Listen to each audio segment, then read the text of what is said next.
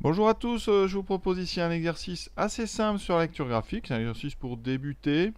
Donc je vous donne la courbe d'une fonction, la fonction f, et on va répondre à 5 questions en commencer par l'ensemble de définitions de cette fonction. Comment détermine-t-on graphiquement un ensemble de définitions? La définition première de l'ensemble de définitions d'une fonction f, c'est l'ensemble des x pour lesquels f de x existe. Donc si c'est une formule, c'est l'ensemble des x pour lesquels vous pourrez calculer f de x. Si c'est un graphique, ça va donc être l'ensemble des x pour lesquels vous allez pouvoir déterminer l'image. Alors les x sur un graphique, on les lit horizontalement. D'accord? Parce que l'axe horizontal, c'est ce qu'on appelle l'axe des abscisses, c'est là où on va repérer les x. Verticalement, on repère donc les ordonnées, les y. C'est là qu'on va lire les f de x. Donc, sur notre graphique, il faut regarder la courbe en bleu ici et essayer de trouver toutes les abscisses des points qui vont correspondre à cette courbe bleue. Alors, c'est simple, il suffit de prendre la courbe et de la projeter sur l'axe horizontal. Projeter, ça veut dire que vous prenez chaque point de la courbe et vous l'envoyez perpendiculairement. On appelle ça une projection orthogonale. Vous envoyez ça perpendiculairement. Si on fait ça avec chaque point, il y en a une infinité, vous allez trouver tout un intervalle. Vous allez donc avoir ici toute cette zone-là. Pour chaque nombre que vous prendrez ici, vous allez pouvoir aller chercher un point de la courbe et donc déterminer une image. Donc l'ensemble de définition de la fonction f, ça va être ici cet intervalle-là qui va de moins 4 jusqu'au point d'extrême ici, 7.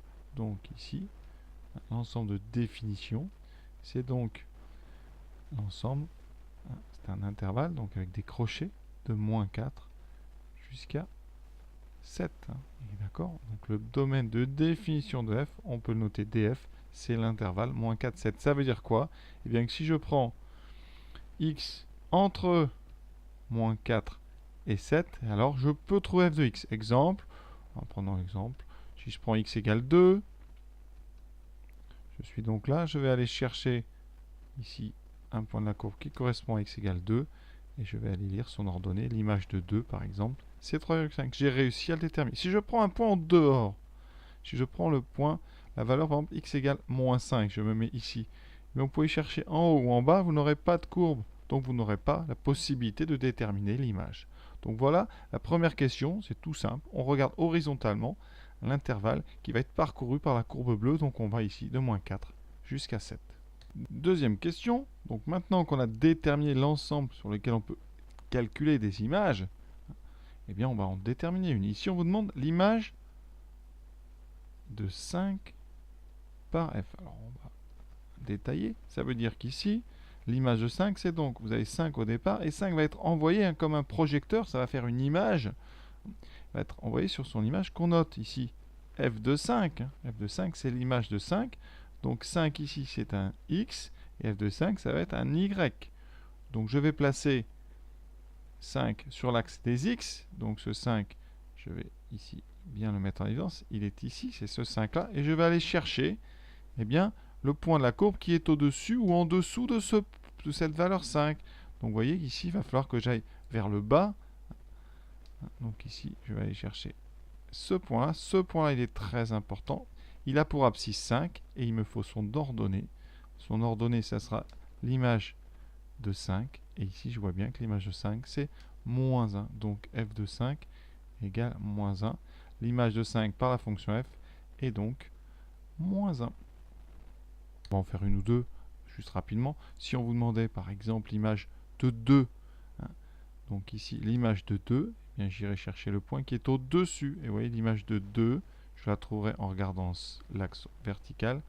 Et je trouve ici f de 2 égale à peu près 3,4. D'accord? Si je prends l'image de 7, je vais prendre ce point-là et je vais chercher donc ici et je trouve l'image de 7 égale à 1. L'image de moins 2, par exemple, je vais prendre ce point et ça sera aussi égal à 1. Vous voyez que plusieurs réels peuvent avoir la même image. Ça, ce n'est pas interdit. Par contre, un réel ici, de l'axe horizontal, ne peut correspondre qu'à un seul point de la courbe. Donc vous ne pouvez pas avoir des courbes, ça vous l'avez certainement déjà vu, vous ne pouvez pas avoir des courbes, par exemple, avec des boucles. Pourquoi? Parce que ça veut dire ici, ça voudrait dire que l'image de 5, vous n'arriverez pas à la déterminer parce que vous avez un point en bas et vous auriez aussi plusieurs intersections. Donc vous n'avez pas le droit, dans une courbe de fonction, à faire des retours comme ça. Ça, c'est tout à fait interdit. il faut qu'à chaque valeur de l'ensemble de définition ne corresponde qu'un seul point de la courbe. Maintenant, déterminer les antécédents éventuels de 6 par la fonction f. Alors pourquoi mettons antécédents éventuels? Parce que les antécédents, c'est donc un x. Vous avez ici un antécédent qui va donner une image. C'est-à-dire que tout à l'heure, on a dit que 5 était envoyé sur moins 1 par la fonction f. Ça veut dire que 5 est un antécédent de moins 1. On a dit, par exemple, moins 2 est aussi un antécédent de moins 1, est un autre antécédent de moins 1. Donc, pour avoir plusieurs antécédents. C'est pour ça qu'ici, déjà, les antécédents, on peut en avoir plusieurs. Éventuels, justement, parce que on peut en avoir plusieurs, on peut en avoir un seul, mais aussi, on peut ne pas en avoir. Il y a des nombres, par exemple, sur le dessin, personne ne va avoir une image qui est 6, parce que la courbe s'arrête à 5. Donc, on est obligé de préciser, on ne le fait pas toujours, mais on met éventuel pour laisser libre cours à l'élève, c'est-à-dire qu'il faut deviner s'il n'y a aucune, une ou plusieurs antécédents. Si on ne met pas éventuel, on va dire que c'est sous-entendu qu'il y a forcément des antécédents. Donc ici, on vous demande les antécédents de 6. Alors, je viens d'en parler, qu'est-ce qui se passe? Il faut donc trouver x tel que f de x est égal à 6. X, une abscisse, 6 c'est donc une ordonnée. Il faut donc trouver des points de la courbe qui ont une ordonnée égale à 6. 6, c'est le point qui est là-haut. C'est la valeur ici. Donc, des ordonnées 6, ça veut dire que j'arriverai sur cette droite ici. Cette droite qui est la droite d'ordonnée égale à 6. Vous voyez bien qu'aucun point de la courbe ne va assez haut. Donc, 6 n'a pas d'antécédent. Voilà pourquoi le mot éventuel était nécessaire. 6 n'a pas d'antécédent. Ce n'est pas le seul. Par exemple, 6,1, 6,2, 5,4 aussi n'ont pas d'antécédent. Et si on regarde en bas, vous avez par exemple moins 2 qui n'a pas d'antécédent. Maintenant, on va résoudre graphiquement, parce que là, de toute façon, on ne peut pas faire tant. L'équation f de x égale 3,5. Ça revient à trouver donc les antécédents de 3,5. Les antécédents éventuels, bien évidemment. On n'est pas sûr qu'il y en ait. Alors, je rappelle que x est donc sur le graphique une abscisse, donc une abscisse sur l'axe horizontal, et 3,5 est une ordonnée, donc sur l'axe vertical.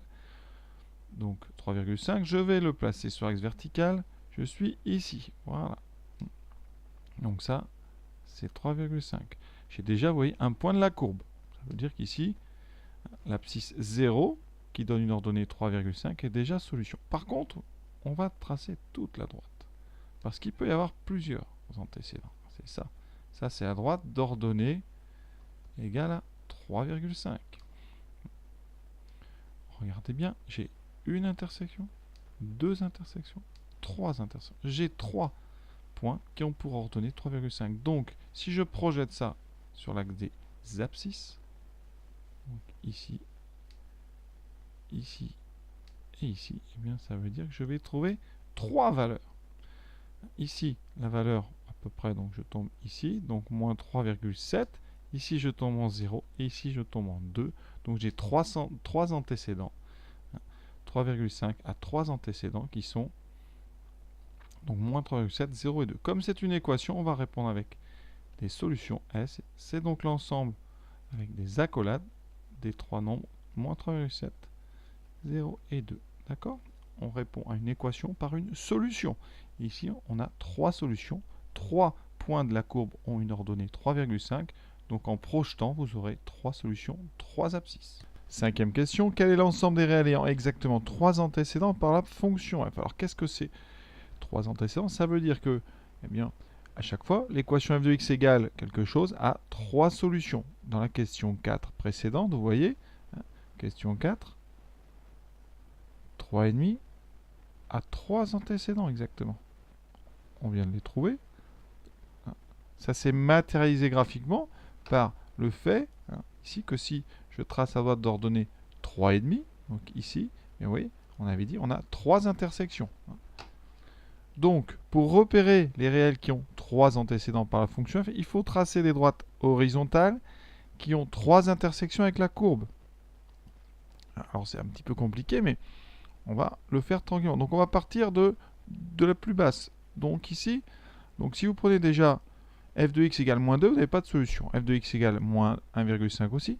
Alors, si vous remarquez, si vous prenez, donc, ici, moins 1. Moins 1, c'est vraiment la droite la plus basse qui va couper la courbe. Moins 1 a un antécédent. Cet antécédent, je vais le matérialiser, il est ici. C'est le creux ici. D'accord? Ici, moins 1 a un antécédent. Exactement. Un seul antécédent. Donc ça ne nous intéresse pas. Ça veut dire que moins 1 n'est pas un réel qui a exactement 3 antécédents. Si je remonte un petit peu, juste au-dessus, maintenant j'ai 2 intersections, vous voyez, 1 et 2. Donc ça ne m'intéresse pas non plus. On va continuer jusqu'à temps qu'on arrive à un endroit où il y a 3 intersections. Ici, 2 intersections, 2 intersections, 2 intersections. Et là, au niveau du point, ici, juste au bout de la courbe, ici, vous voyez, c'est la première fois qu'en montant, on a 3 intersections. Je les matérialise tout de suite. La première, donc, elle est ici, en bas du creux. La deuxième, et la troisième. Donc ici, ce qu'on peut dire, ça nous intéresse, c'est que le nombre 1 a exactement 3 antécédents, puisque la droite d'ordonnée 1 coupe 3 fois la courbe. Et on va comme ça, remonter progressivement la courbe. Si on la monte un tout petit peu, cette courbe, on a encore 3 antécédents. 1, 2, 3. Et on va continuer 3, 3, jusqu'à temps qu'on n'ait plus 3 antécédents. Et ça va durer longtemps, jusqu'à ce que quelque chose change. Et le changement, il arrive ici, au niveau du sommet. C'est-à-dire que jusque-là, on avait à chaque fois donc 3 solutions. Une là et une à gauche. Et là, au niveau de 4, on n'a plus que, ici, vous voyez, on a 2 solutions ici. 2 intersections. Donc, ça veut dire qu'après, vous n'en aurez plus qu'une. Donc, les valeurs qui nous intéressent, ce sont toutes les valeurs qui sont comprises justement entre le 1 ici et le 4. D'accord? Donc, si on prend un nombre m entre 1 et 4, 4 exclu, eh bien, l'équation f de x égale m, elle a 3 solutions, parce que la droite horizontale d'ordonnée m a 3 intersections avec la courbe bleue. Donc je répète, en partant du bas, si on prend un nombre plus petit strictement que moins 1, vous voyez qu'ici, on n'a pas d'intersection, donc l'équation n'aura pas de solution. Exemple, l'équation f de x égale moins 2 n'a pas de solution. En moins 1, petit cas particulier, on a un sommet, donc on a une seule solution à l'équation f de x égale moins 1. Si on remonte un petit peu, on a 2 solutions, 2 antécédents, c'est-à-dire qu'ici, on va écrire ça, au niveau, donc ici sur l'intervalle, donc de moins l'infini à moins 1, on n'a aucune solution, 0. Exactement 1, on a une solution. Ensuite, je vais changer de couleur pour vous voyez quelque chose. Si je prends de 1 jusqu'à moins 1 inclus et le 1 exclu, j'ai 2 solutions. Après, on arrive dans ma zone, celle dont on parle dans la question, la zone ici qui arrive à partir de là où on a 3 intersections. Et ça jusqu'à 4. D'accord? Donc jusqu'à 4. Ouvert, parce qu'en 4, on a 2 solutions. Et après, quand on continue, de 4 jusqu'à 5, vous n'avez qu'une intersection. Donc ici, vous n'aurez qu'une solution. Voilà. Même au point 5, on n'a qu'une solution. Et après, on n'a plus du tout de solution. Donc ici, ce qui nous intéressait, c'est 3 antécédents. Donc la zone où il y a 3 intersections, à vous de la repérer. Et ça donne donc, si on veut parler d'intervalle, les réels ici qui ont 3 antécédents. C'est donc l'ensemble des réels qui sont entre 1 et 4. 4 exclus. Voilà pour cet exercice. J'espère que ça vous a plu. À très bientôt. Donc ça, c'était la question 5. On a bien tout fait. Je vous souhaite une bonne fin de journée à tous.